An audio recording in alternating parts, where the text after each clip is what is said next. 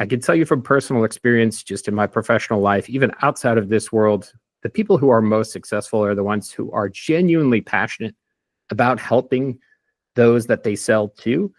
So if you're looking for tips here only around a profit motivator, and that's why you sell to nonprofits, is to make the most money and be the best at business, my advice would be to turn this episode off and perhaps, hit up the LinkedIn jobs section and just find something else. Welcome everyone to the Profit Meets Purpose podcast presented by Constant Method, where we explore how for-profit companies can thrive while supporting nonprofits and their missions. Whether you're a new startup or an existing company trying to launch a product or service aimed at the nonprofit market, this podcast exists to help you discover what it takes to create impact and profit by supporting those who serve others. Welcome back, everyone. Today, we are talking about something that is extremely relevant in the nonprofit tech and services landscape, which is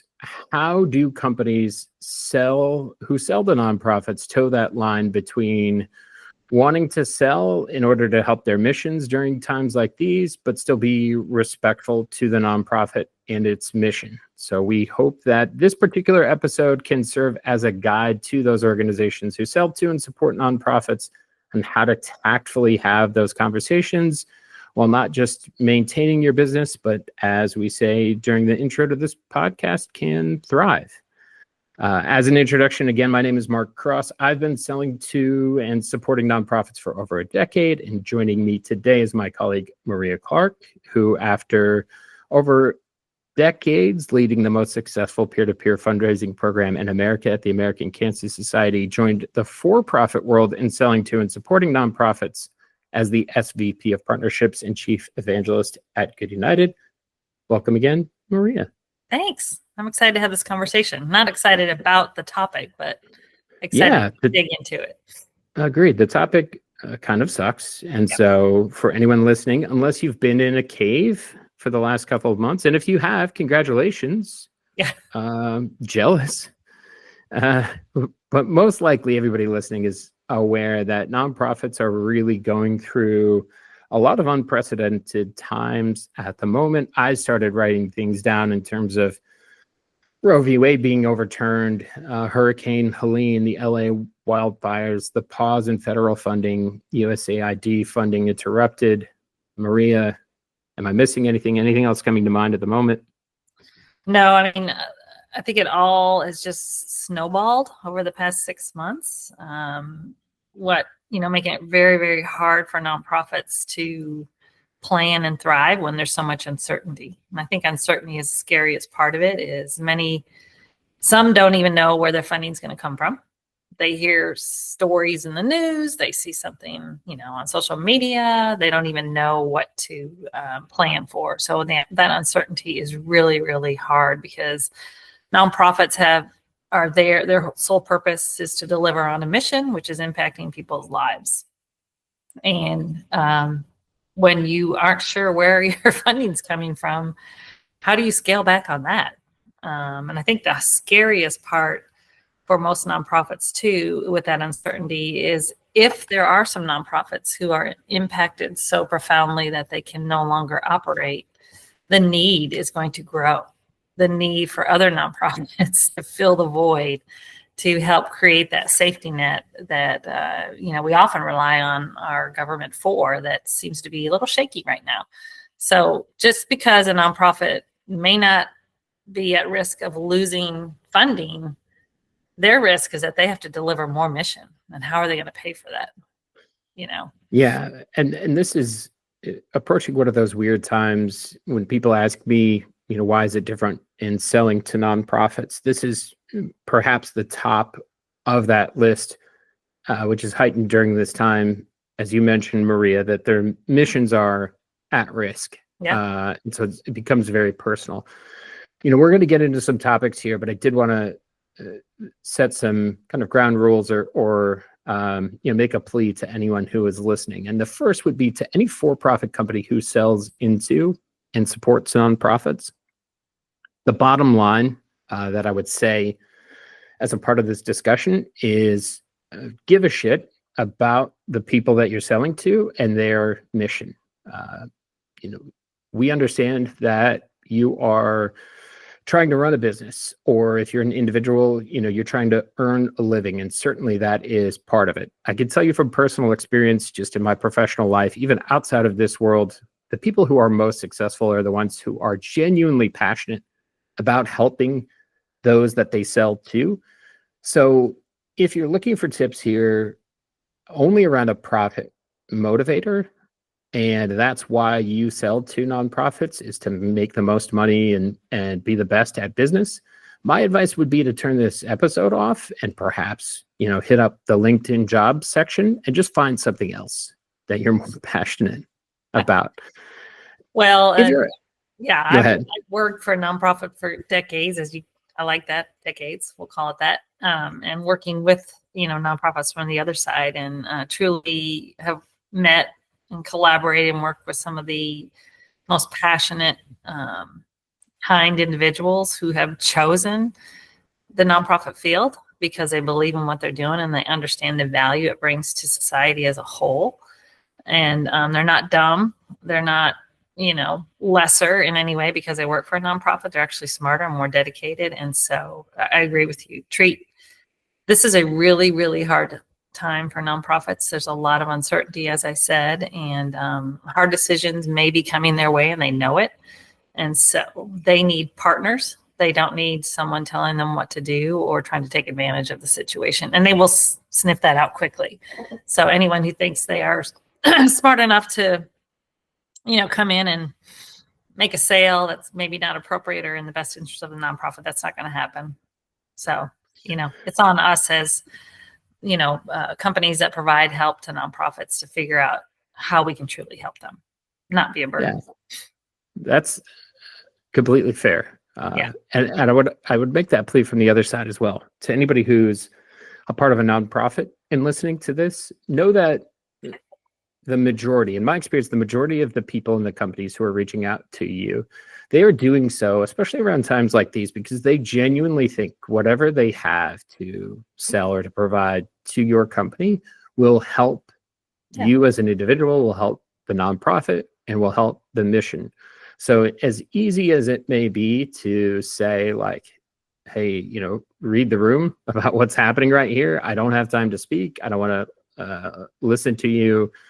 Perfectly valid to be mad at anybody reaching out during this time frame, but I would say open yourself up to the possibility that these people are truly trying to help you and your nonprofit and the mission. And if for whatever reason now is not the time to talk about that, or never is the time to do that in an equally respectful manner, to let people know, here's the reason that I'm not interested in this discussion, and we may be at this time, or we may be never, and here's the reason why.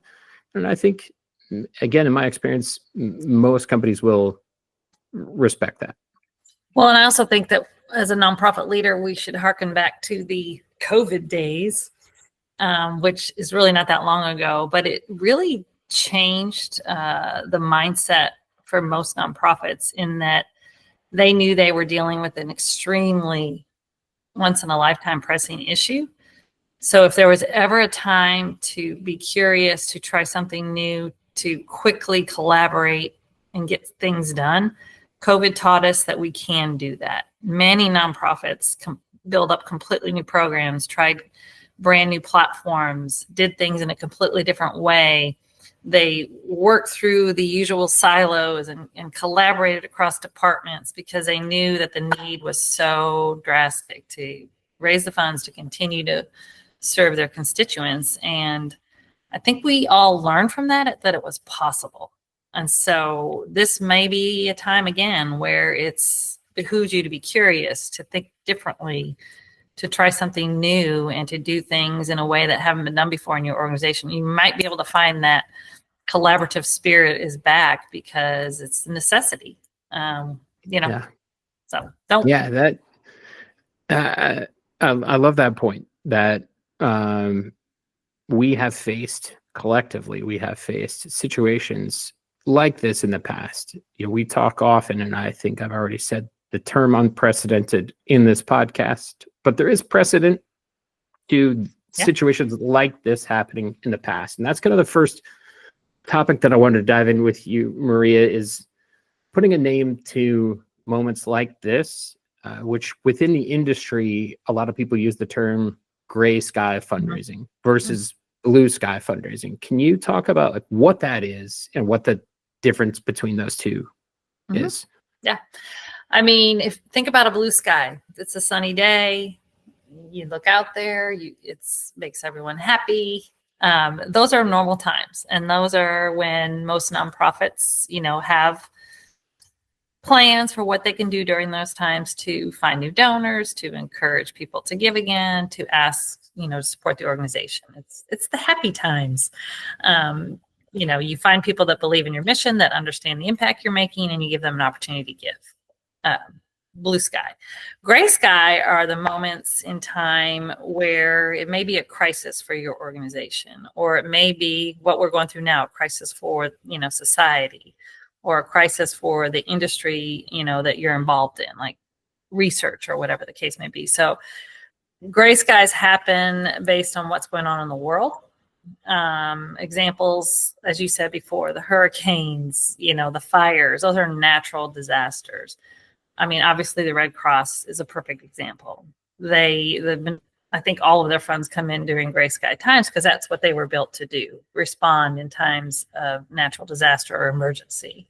But there's other organizations, like you mentioned Roe v. Wade, Planned Parenthood and other types of organizations that, needed to take a look at that specific moment in time and rally the people that supported, their cause and providing access to women across the country. So a gray sky is, finding or being in a situation that demands action right at that moment. And you have to be prepared to do that. That takes planning. You can't wait till something happens and then think, what should we do? How can we get this, campaign off the ground? You should have that already in place, ready to go, anticipating that there may be a gray sky for your organization. It's a hard thing to do, but it's like crisis communication. Have the plan ready to go when the event happens. Yeah, I'm glad you mentioned Red Cross. I don't know if they're the ones who coined this term, but certainly the one that I heard it from first, and an example that a lot of people use between the blue sky and the gray sky fundraising. Can you talk about using a current example? What's the mindset of an individual who works in a nonprofit? So say you are at a nonprofit who supports trans rights, and there's this announcement that if you support trans rights, the funding from the government, any that you had received, is going to stop. Maybe your organization relies on some level with that funding, but it's also an opportunity or a moment where the mission is under attack. And there's a lot of groundswell and people who are rallying to support you as well. What's going through the mind of an individual working at one of those nonprofits during that gray sky fundraising time at the moment? I think many people say, oh, this is a time where you're taking advantage of a situation. And I don't think of that at all. I think it's a time where you're giving people the opportunity to support a cause and to be a part of something that they're not sure what to do about. They may not have the ability to, go to Washington and participate in a rally, or they may not feel comfortable writing a legislator, but they can be a part of a community that is, building around the rights that they want to be, continue to be available for everyone in this country. And so I think it's really look at it from the perspective of what I can do to give the most people the opportunity to be a part of this, whether it's funding, whether it's volunteering, whether it's advocating, but making it easy for them and making it accessible for them. So finding out how best to communicate with them. What's the best way that they might choose to give? Are your systems set up that way? Are you able to engage with them and find an opportunity for them, whether it's like directing them back to a local rally or directing them back to a volunteer. Have you thought through, how is it easy? What's the messaging? And what are you asking them to do, really? But it's not about taking advantage of the situation. It's really about owning the opportunity. And there are people out there that support your cause. You have not talked to all of them. No nonprofit has ever talked to everyone who supports their cause. So don't think like we've already done that. No, you haven't. There's plenty of people that you haven't talked to. So really thinking about, how are you going to reach them? Is it easy for them to get engaged? What's your call to action? It needs to be tangible because they want to do something. People want to do something in times of crisis. So as a pure individual level, when something like this happens, when you see it happening, whether gradually or immediate, do you think people who work at nonprofits first think of themselves in terms of like our organization where my job might be on the line? Do we have enough funding for me to have a job?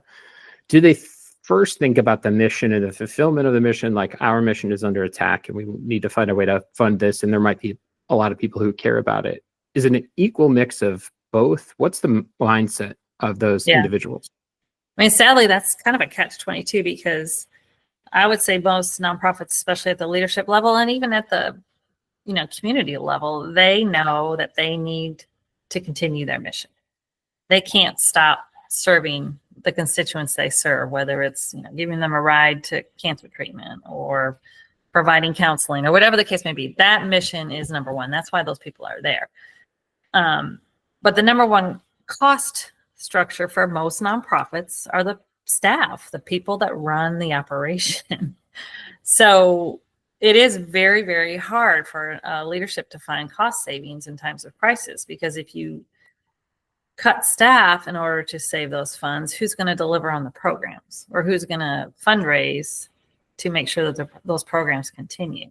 And I think that's an opportunity where some, vendors or partners who serve nonprofits might be able to, not in a predatory way, but like, we can help you if you have to relieve staff. Our services can do X, which could replace staff that may have had to be eliminated or cut, in a more efficient way.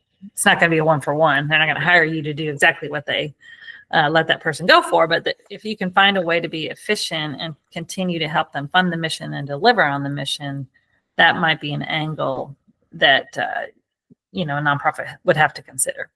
It's just really, really hard, because you need the people to do the work, but the people are expensive. So you need to continue to fundraise. And, it's that whole mindset that's out there too about, nonprofit, employees shouldn't make as much money because they are there to do a job and to, make a life for their family, just like you and I, and the work they're doing is noble, but it shouldn't be for free. And so that's not a path. It's just, do pay cuts and they're all going to stay there and keep doing the work because they care about the mission. That's just not reality.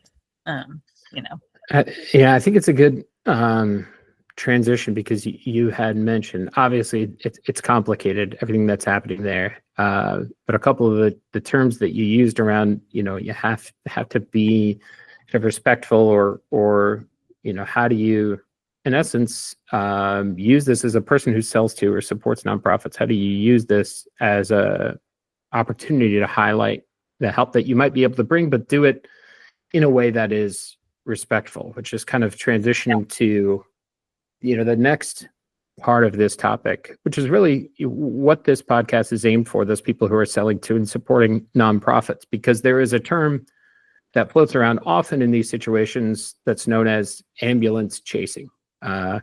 So for anybody who's not familiar, the concept of ambulance chasing, which is really from the legal field, used derogatory to say, if you're a terrible lawyer who can't find clients, if you chase down an ambulance, the person inside of there probably has a compelling reason to hire you. And the reason that is derided or looked down upon is really taking advantage of someone who's in a vulnerable situation for your profit or gain.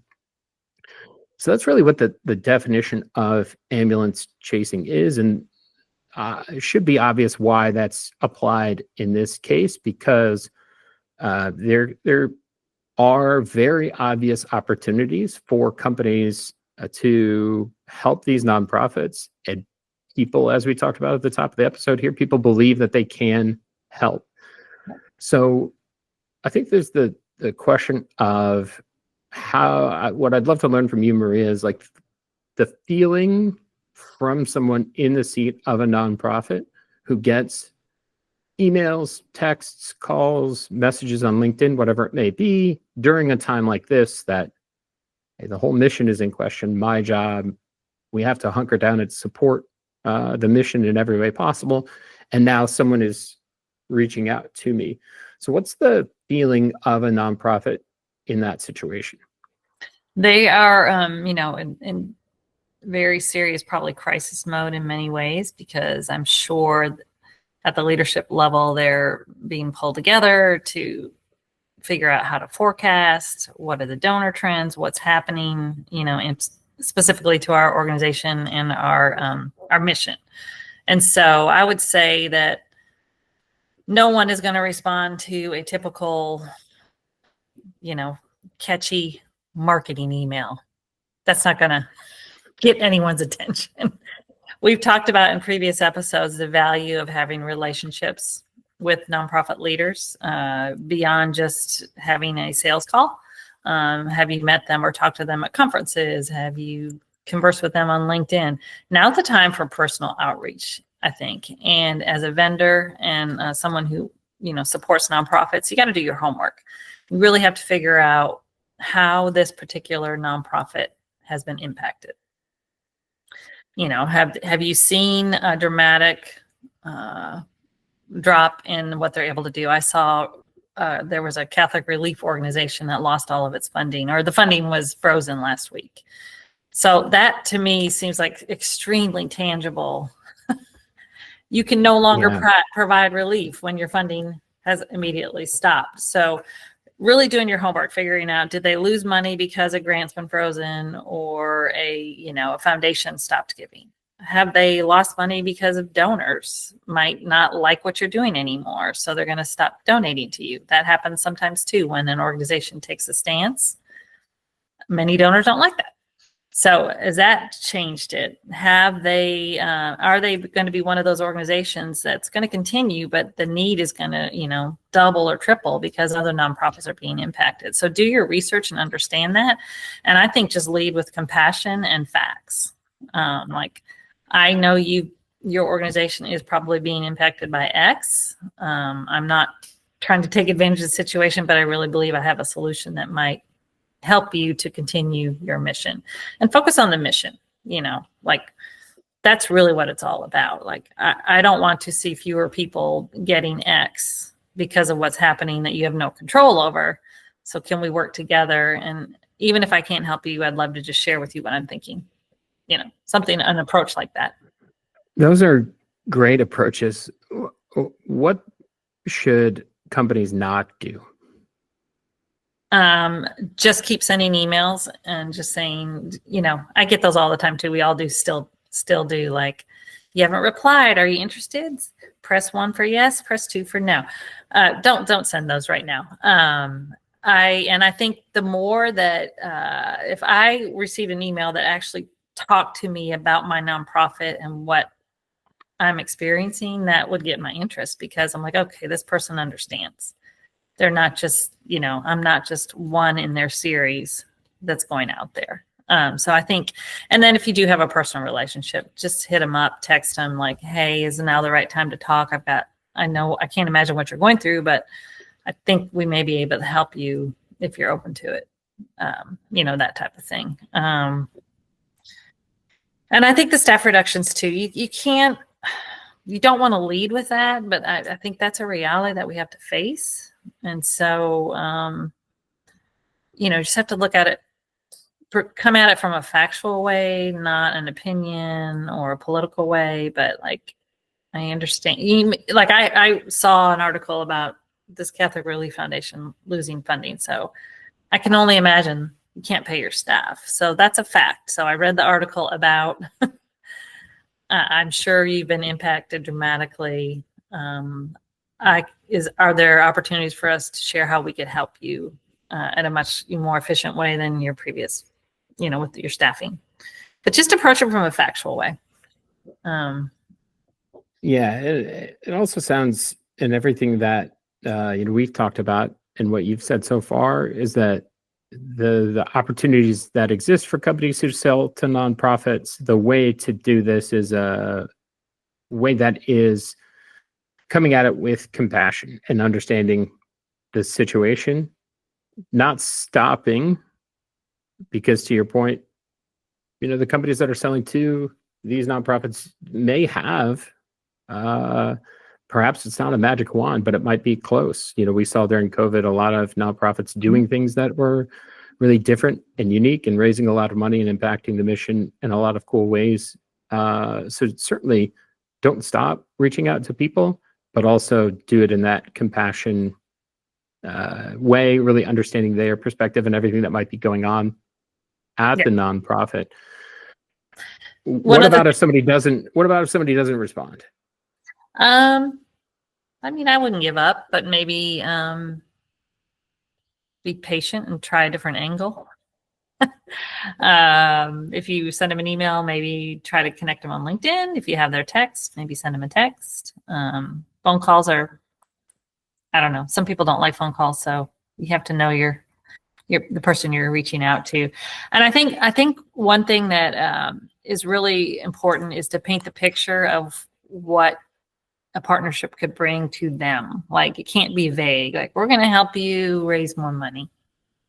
Like, let's be a little bit more specific, because if that leader, is open to hearing it and they need to take it to their board or to their executive team, they're not going to be like, oh, okay, go raise more money. That sounds good.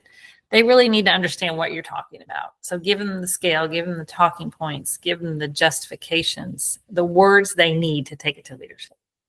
Right? Don't just keep it vague. The more specific you are, like, I think if you invest this, we can return this. And if it's an estimate, it's fine. I mean, no one's going to hold you to it until you get to a contract. But just being able to paint a more clear picture of the impact that you can make for them, whether it's, raising dollars or finding more constituents or signing up volunteers, give them an idea what that scale is going to look like, so that they have the language and the fuel to take to leadership to push, for a decision. I did that when I was at ACS. We were hit during COVID. Our peer-to-peer platform was decimated, obviously, when you can't have events and people aren't leaving their house. That was the time where we started working with GoodUnited, and, there was a lot of value, but I had to convince a lot of people that it was worth the risk at this time. So let's do it. And potentially we could raise X dollars. And that became the reason why eventually we got to a yes. Yeah, I think you bring up a good point there around be specific about how you can help.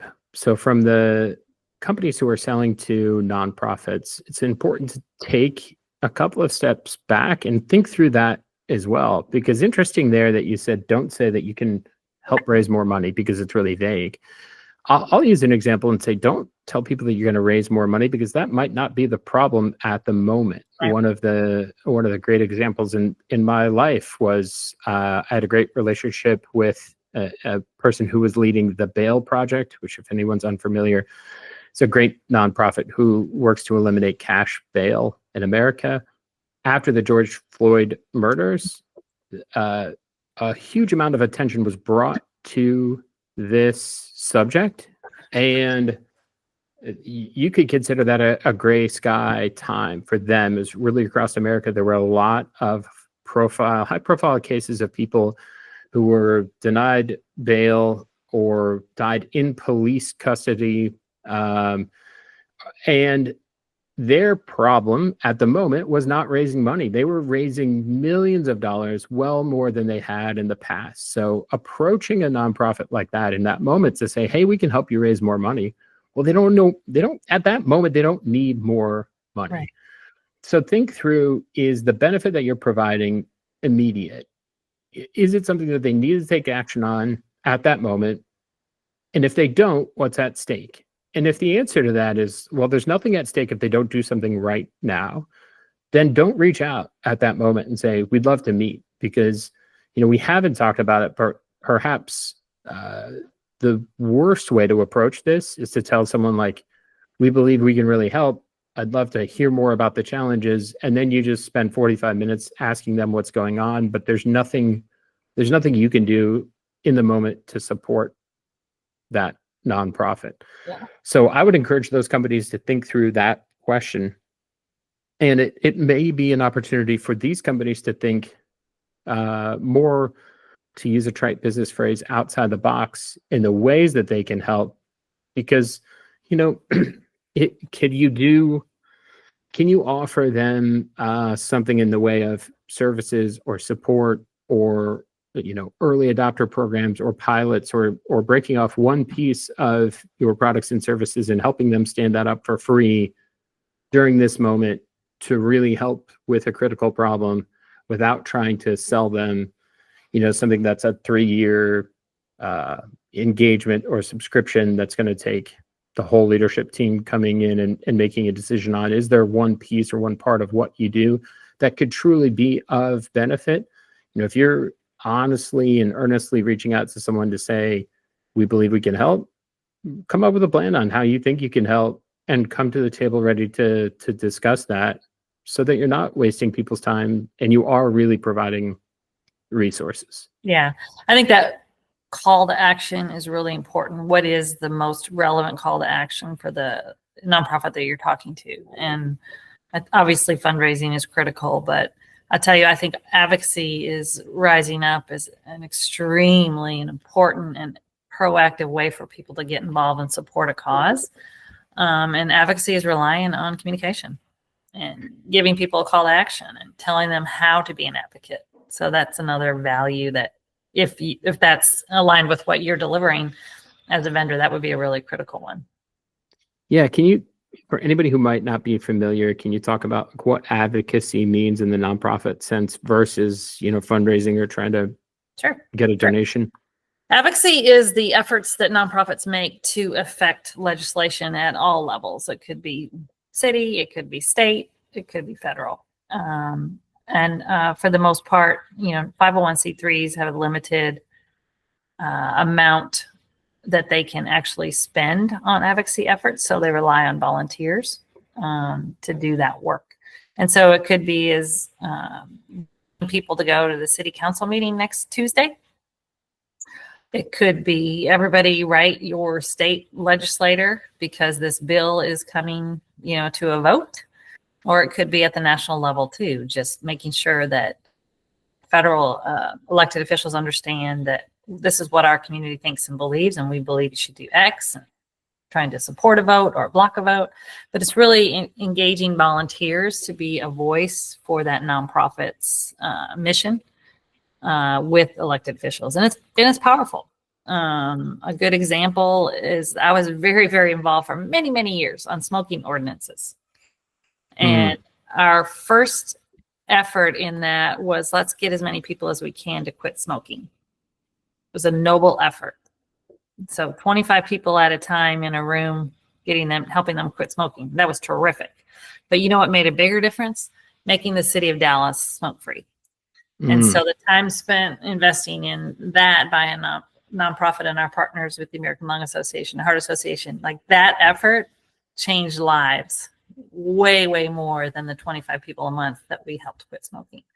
Because when you can't smoke indoors and you limit access and you have the age of consent for buying cigarettes, that changes the environment much more dramatically. So legislation has a huge impact on changing people's behavior and access to, resources than doing it one at a time. I think that's a great example of what you talked about earlier, which is knowing your audience, doing your research on the people that you're reaching out to, that understanding the nonprofit and the mission that they're trying to accomplish beyond just raising a dollar or fundraising is super important for what you just mentioned there. Those that succeed in this industry are the ones who are taking the time to understand the needs of a nonprofit beyond even just this limited scope of whatever products and services that they provide. So that's a great tip for anybody listening is when we say do your research, it's not just like, how are they fundraising today and how would your product be different, but like, what are the key initiatives that they're trying to get over the line, and understanding them deeply, and then again thinking through how you can help with that. Yeah, and I mean, there's lots of ways to do that. Follow their, what's on their front page of their website, what's on their social media pages, what is their CEO blogging about. There's a lot of public places to kind of just get a feel for what they're focused on. And that goes back to also, if you have a relationship, even if it's not a leader, reach out to somebody and that at a nonprofit and just say, hey, I really feel for you, what's going on, and get an idea there, straight from someone who might work there. Even if they're not in the leadership or decision making, they still know what that nonprofit's thinking about, caring about, and trying to solve for in that moment. So there's a lot of ways you can research. It's not just like you said, what software do they currently use? That's not what it's about. It's more about like, what do they care about right now? What's keeping them up at night? What are they trying to solve? And that's where, if you can be a solution, a compassionate, collaborative solution, they're going to be much more open to talking to you. So I think just to summarize everything that we've heard here during those gray sky times, right, we would say it's important to understand the people that you're reaching out to have genuine care and compassion for those individuals, to focus on the mission and the outcome that they're having, to do that in a way that's respectful, to understand that they may have time that's pulling on them in different directions. Really start to think through creatively how you believe you can help, give examples for that. Happy to hear you say like, hey, don't give up. Understand it might take people some time to respond, but certainly don't stop trying to reach out. Don't use your typical scripts of how we can help you raise money, or I see you haven't responded to my last email. Yeah. Delete. If I would throw out another don't, which I've seen people doing this in the moment and have done this in the past, which is this the clickbaity content machine of like, hey, if you're going through this, download our white paper on like what to do during this moment. And then that is just like repurposed marketing material. If you're asking people to come to a webinar, download an ebook, whatever it may be, don't just title it something that has to do with the moment, hoping that they'll read it and then reach out to you. If you're putting together anything like that, ensure that it is giving actual value for the time put in, now more than ever, because in my experience, nonprofits will know who the people and the companies are that waste their time with that. And it ultimately just hurts your efforts. Any other like do's or don'ts, Maria, of people that are reaching out during these gray sky times? No, I mean, I think your list was long. I think you covered most. I think it's just, not being tone deaf and leaning into relationships that you might already have. And not every conversation should be about a sale. It's just like, hey, I've been thinking about you. I cannot imagine how tough it is right now. Let me know what I can do personally, and or if you want to talk. I think that personal outreach is probably in recognition that this is hard. It's hard. And you've made a decision, nonprofit leader, to stick with it and be in it till the end. So congrats to you. What can we do to help? It's a hard time. It is, but important, again, for anybody who's a part of this industry. The majority of us are in it because we truly want to help people. So for anybody who's taken the time to listen to all of this, thank you. Again, you can subscribe on any platform that you listen to podcasts on. We will also put this episode up on our website with some notes, having those tips on what to do and what to avoid during this moment. If you'd like some additional help, if you have additional questions for myself or Maria in terms of how do we tactfully approach any client or a specific situation, feel free to submit a request on our website. It's constantmethod.com, or reach out to us on LinkedIn. But in the meantime, thank you very much, Maria, for hopping on and having this discussion again. And for everyone else, continue to listen. New episodes every Wednesday. Thank you again. All right. Thanks.